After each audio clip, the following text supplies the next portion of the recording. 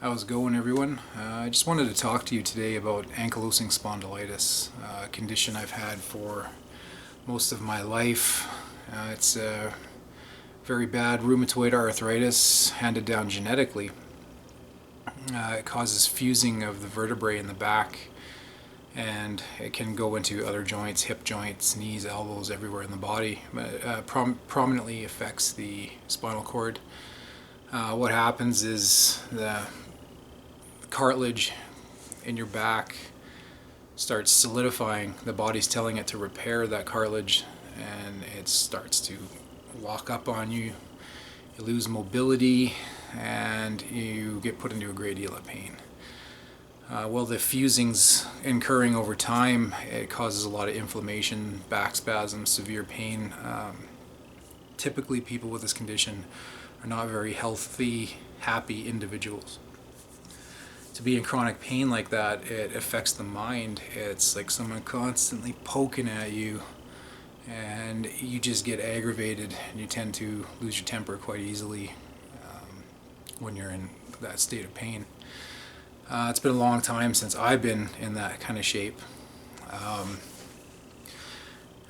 The first symptoms I noticed was probably about age 19. I always had lower back pain, and no one was able to explain to me what it was. I was going to a chiropractor. The chiropractor would tell me, oh, we just need to make a few adjustments here and there. So year after year of seeing chiropractors and fighting this and having trouble holding down a job, not being able to shovel, not being able to lift things over my head for a long period of time, constantly seeing the chiropractors, getting injured at work. Eventually a chiropractor said, you might have a rare condition called ankylosing spondylitis, and I'd like to do some blood work and see what they say. And when that blood work came back, it came back positive for having the condition. HLB27 is what they test. And it came back positive, high levels, and that was the beginning of trouble at that time in my life. I was, like I said, age 23.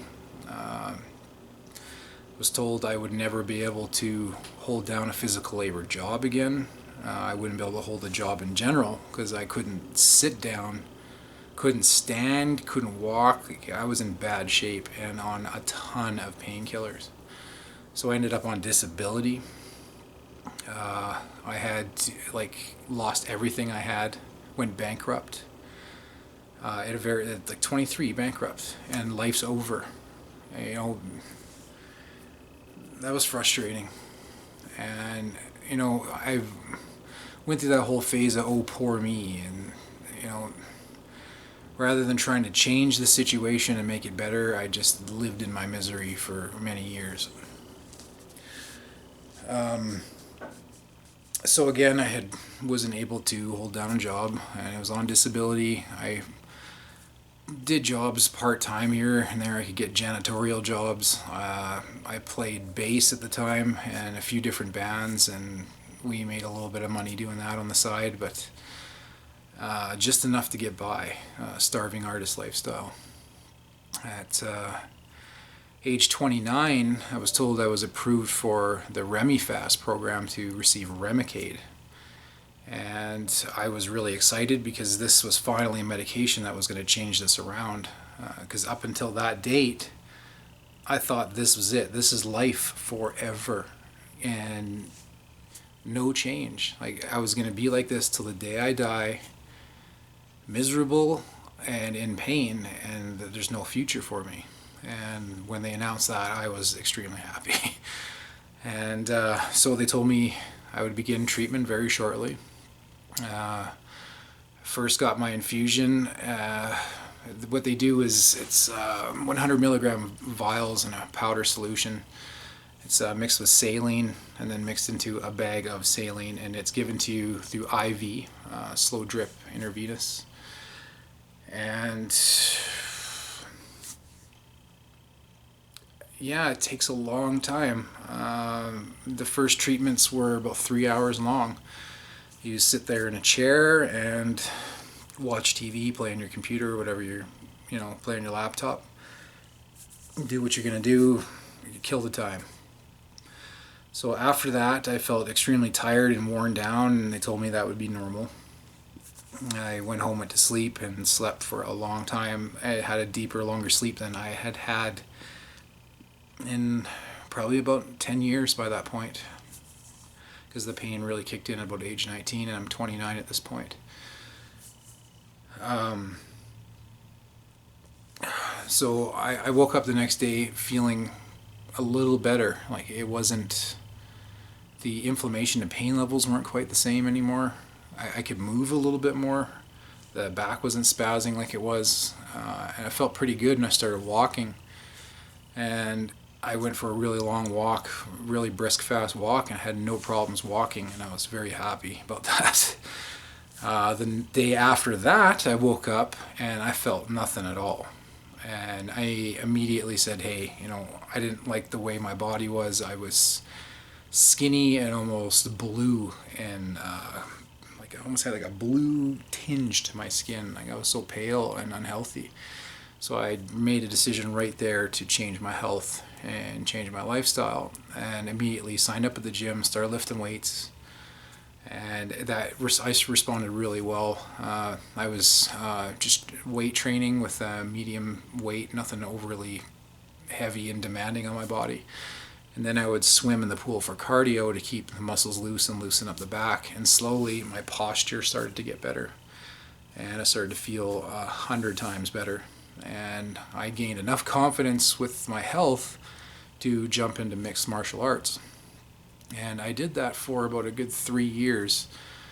And midway through the 4th year, I started to have problems with joints, and my body wasn't taking the impact very well.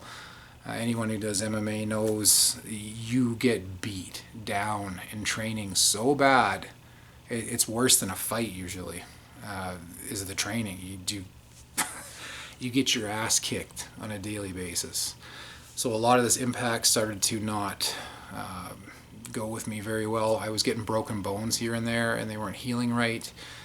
I would get chronic pain in the areas of the broken bones, like just small things like breaking a toe, a finger, a rib, breaking the nose. Like certain areas, it would just resonate pain for so long, and the arthritis would just move into that area and try to work its magic. As I was doing the martial arts, I started to reintegrate myself into the workplace. Started out with simple jobs here and there. I did money transport for a while, and did some security work, uniform security and private security, just to keep, slowly getting used to it. And I was able to start doing labor jobs again. I did demolition for a while and did pretty good. Worked in the film industry for quite some time, just as an extra and small acting roles here and there. Nothing special to speak of, but it was a lot of fun. Met a lot of great people in the film industry, and did that for quite a few years, and decided that I wanted to become a welder. So I ended up moving to Alberta to seek the dream of the welder and chase after all the oil money.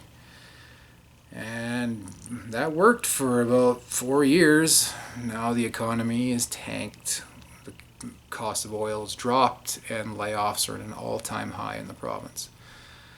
So that has become the end of that, and that's all done and over with, and I'm kind of glad it is working as a welder was not so good with ankylosing spondylitis. Ankylosing spondylitis can affect your vision, your respiratory system, your heart. It affects your whole body. You have lack of expansion in your lungs due to fusing in your back, and a host of other issues.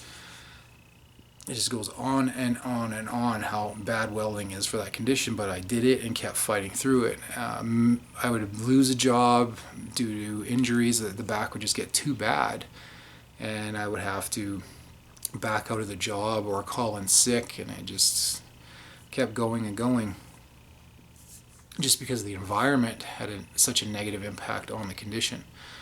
Shortly after stopping the welding, my health came right back up, and I started to remember again why the Remicade was so good for me. At the current time, I receive 500 milligrams of Remicade once every 6 weeks, but I am also 240 pounds. A lot can have to do with your weight and your specific condition.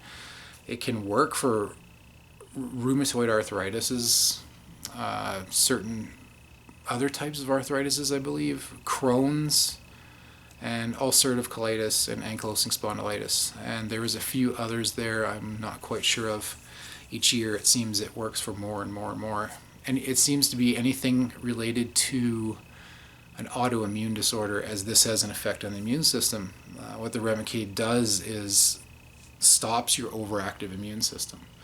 So with the body trying to repair what doesn't need to be repaired in my back, it stops that function. Now with bodybuilding, this is a problem.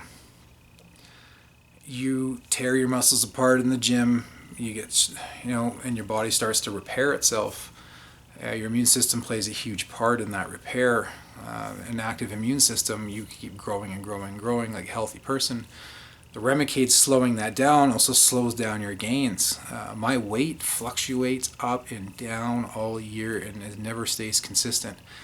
At age 37 and the time I put in, I should be a lot further than I am now. Well, I feel I should be a lot further than I am now.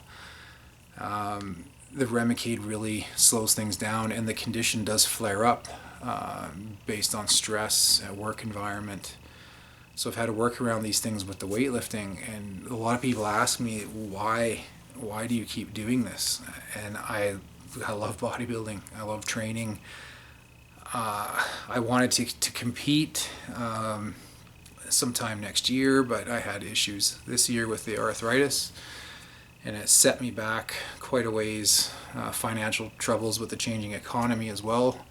Any of you who are bodybuilders and on a diet plan to compete know it's very expensive. It starts to really add up to be able to compete. Your time, your money, and time spent in the kitchen. But so it's been an up and down road and all around, and I don't know, I'll continue to train and continue to do it. And for anyone out there who has ankylosing spondylitis, I ask you, go see your doctor and ask them about Remicade.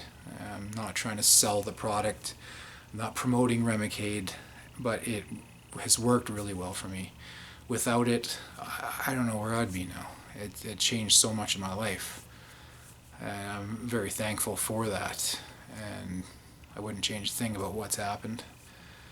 So I hope this helped give you an insight into what's going on my side of the fence with the training and diet, and we all have struggles and we all have our things to go through, and I'm very fortunate that my health is quite stabilized now, and the back's not been too much of an issue. I still can't do deadlifts. Stiff leg deadlifts, regular deadlifts, bent over rows are difficult. That's usually one of my strongest exercises. It puts so much strain on the lower back. Even the arm video I just posted, I did an arm day and my lower back hurt. As soon as the posture goes slightly out or my form goes out, it creates a lot of pain. So powerlifting is out, and I love lifting heavy, don't we all? But I'm not going to be able to be doing that kind of stuff, so I got to keep it basic, keep it simple, low impact, and proper form, proper contraction of the muscles, and just keep eating and dieting and doing whatever it takes to make the changes in my body.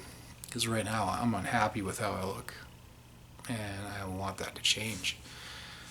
And that's the one downside to the Remicade, is it really plays with your immune system and affects the body's ability to regenerate muscle.